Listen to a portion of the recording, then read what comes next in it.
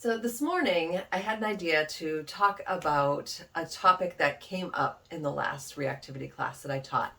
And we were talking about autonomy and authority for our dogs and how that relates to reactivity and what part it plays in it. And one of the reasons I really love studying and working with reactivity is because of the connections that we see in all other mammals, including humans and including in ourselves. So when we are able to see these connections in the reactivity that is happening in our dogs, we are able to understand what they're going through on a much deeper level. So when we're thinking about autonomy and authority, we understand as humans how important it is for us to have choice and to have the ability to choose what happens to our body and what happens to us. Whereas our dogs are going through life without much choice in what happens to them or for them or really anything in their life. So as humans, we know when we don't have choice, we feel trapped and we become very either depressed and apathetic or aggressive and reactive. And we're seeing the same thing in our dogs.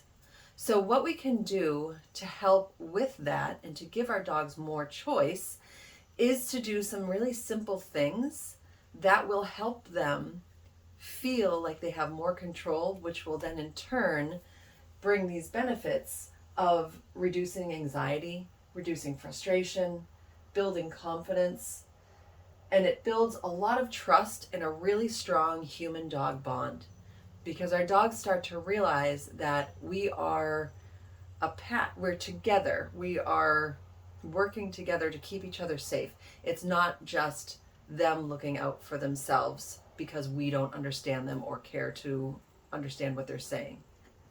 So these things here, these benefits, they all in turn reduce reactivity. And this is not going to solve reactivity. Reactivity has a lot of different reasons for happening, but this is one layer. And if you're able to address the need of autonomy for your dog, you can help reduce reactivity by giving your dog choice. So some of the ways that we can give our dog choice is to allow for consent. And consent is very important for all sentient beings. We all understand what makes us feel safe and what makes us feel like we have some control and feel comfortable in our body. And dogs are no different. So what consent looks like for dogs is them being able to choose when they get to play, when they get to rest, when they are touched, and by who they are touched by. And I'm going to go into that in another video so that you can see exactly what that looks like, so that you can start to understand what the body language is behind that. Another thing we can do is giving them choice on walks. So when we go out for a walk, allowing them, if it's safe, to choose the direction, choose the pace, choose if they stop to sniff, choose if they just head straight or if they wander around in one area. Giving them a little bit more control over their own exercise is really beneficial and helpful. Choices of resting areas. So setting up in your house different areas where your dog can choose to rest. Maybe it's a few different types of beds. Maybe it's a crate with a door open. Maybe it's access to a couch or something that's slightly higher than on the floor. Allowing your dog to choose where they are most comfortable to rest at that moment. Choice of toys, treats, and shoes. This is a really fun one because you can take 2 treats and allow your dog to choose which treat they want.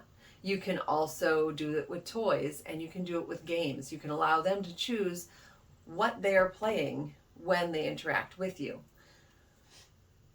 And choice of social interaction, again, when it's safe. So obviously, if you do any of these things, keep in mind that you are the one who can think through the consequences of every action. So if your dog wants to go see something and you can tell it's not going to be good for them, it's not going to be safe for them, or it's going to cause more fear or reactivity because of the outcome, then obviously take them away. Don't allow them to do that.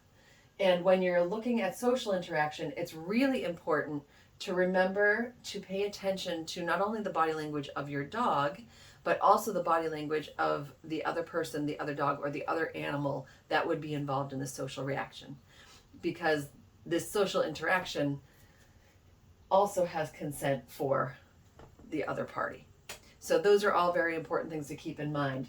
But when choosing social interactions, you can learn how your dog says yes and no so that you can check in with them if they want to do something. So if you're out on a walk and there's a person that approaches you and says, I want to pet your dog, you can check in with your dog to see if they want to. And you can also check in with yourself to see if you want to. And if your dog says no, then you're allowed to say to the person, I'm sorry, it's really not what my dog wants right now. My dog is feeling threatened, my dog is feeling overwhelmed, whatever. You can choose whatever way you want to phrase it. Or if your dog says yes, then you can help the person by saying, oh, my dog would love for you to pet him. This is what he really likes.